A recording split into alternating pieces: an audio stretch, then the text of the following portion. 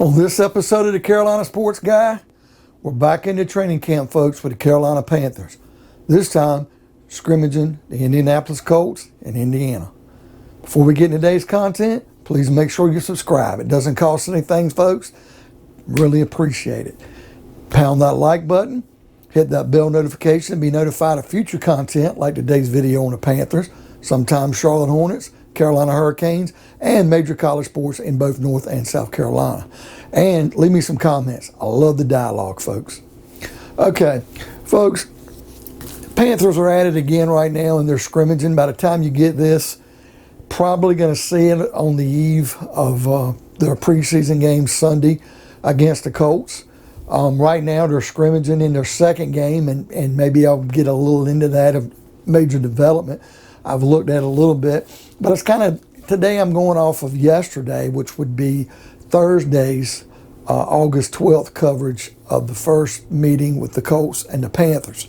Now, depending on who you talk to, a lot of the Colts observers felt like they brought more energy, they brought more to the table. And you got to understand, early on, you're looking at a lot of different things. Somebody had brought up a good point I had read somewhere online, and it made a lot of sense, that the year we scrimmaged Miami a few years back, it was a Super Bowl year. Kelvin Benjamin got hurt. That's when he tore his ACL.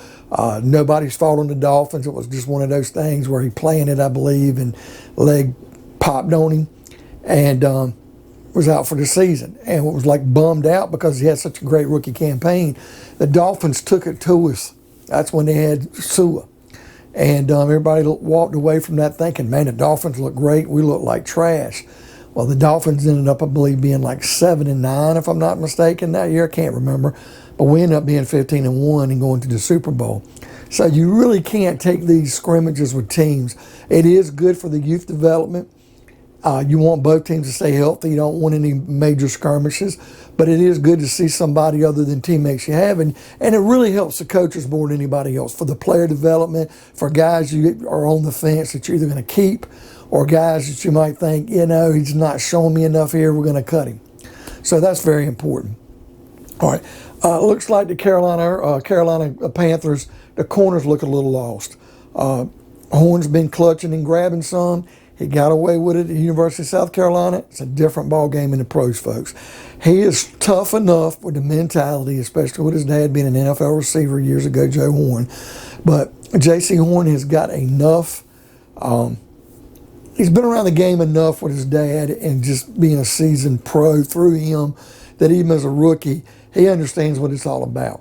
But he does have a lot to learn. And even in this second day, I've heard, he's been flagged for pass interference because he didn't turn around and look at the quarterback. Now, from what I saw on the video, looks like Myles, Hartsfield, and Sam Franklin both are struggling on one-on-one coverage. And that's to be expected. They're safeties. And sometimes your safety play, they've got help for the corners. And they're in support.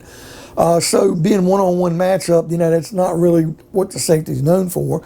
But they're slower than expected is what I'm saying.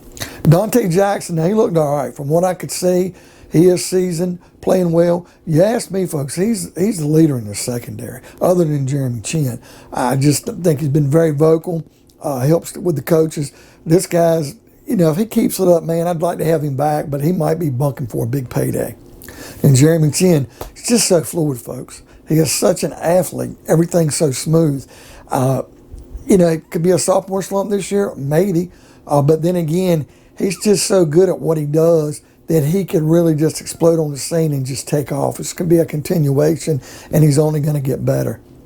All right, Bynes and Reddick. I think the thing I'm seeing from them in the pass rushing drills, the Colts outside tackles have nothing for Brian Bynes or Haasan Reddick. They've just got so many moves. They're going to put some pressure on some teams this year, and that's kind of good to see. Now, quarterback-wise, Will Grier threw a pick first day practice between the two teams.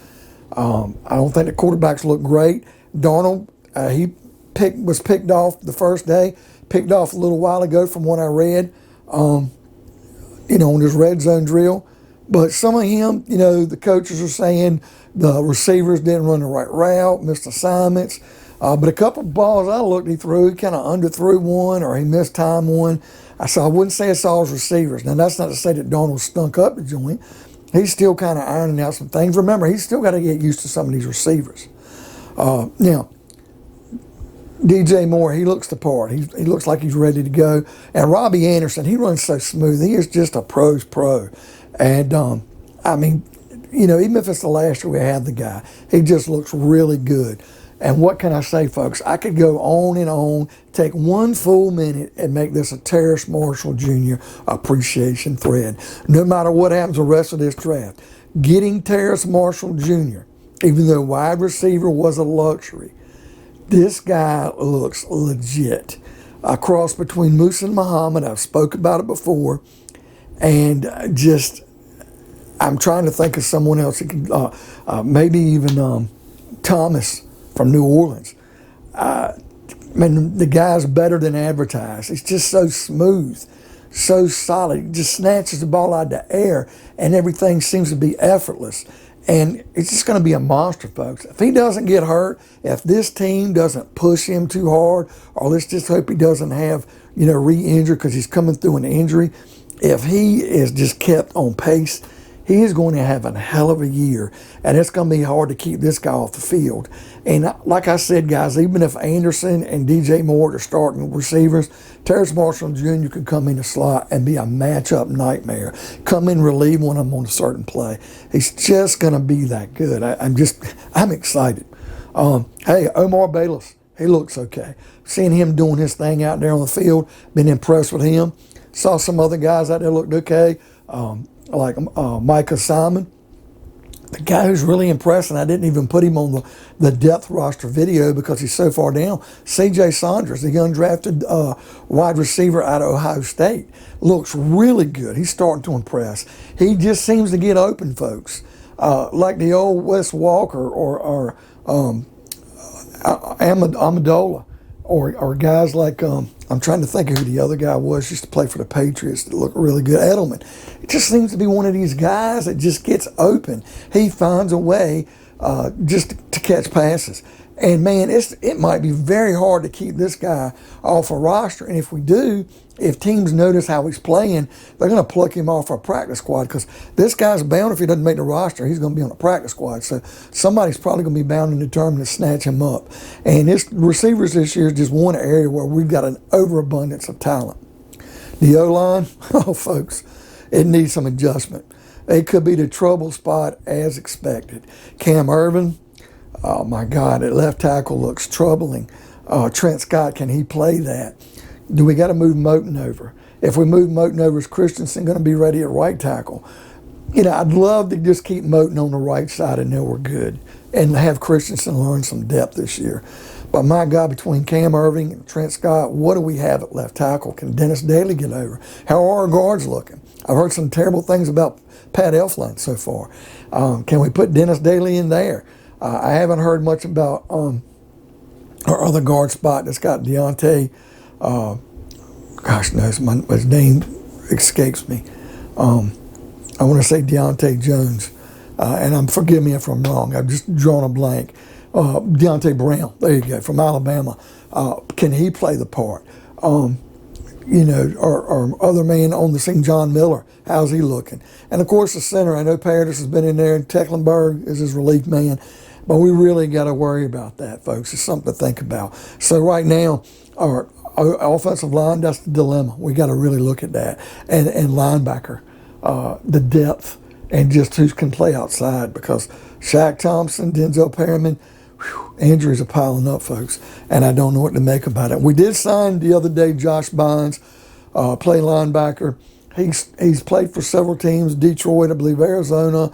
I want to say he also played for Baltimore, was an undrafted free agent, played last year in Cincinnati, started all 16 games. Had a sack, had a fumble recovery, was in on some tackles. Now, if our guys don't recover, it might be a good signing. If our guys do get better and play their roles, this could just be a guy that we had in camp in case of emergency. It's like a fire extinguisher. I only open that extinguisher if we got a fire. But Josh Bynes is somebody to keep an eye on. We might have to include him on this depth roster during this preseason. So, guys, tell me what you think. What are you seeing so far out there in training camp? Are you worried? Are you hitting the panic button? Think we'll be okay? I'm probably going to try and come back with a video after Sunday when we watch the game. I'll try to get one out Monday if I can, trying to look at that and seeing where we're going from here. In the meantime, hit that subscribe button. Make sure that you hit the bell notification, be notified of future videos like this on the Panthers. Leave me some comments, folks. I love the dialogue. And pound that like button. And we will see you next time on another edition of Carolina Sports Guy.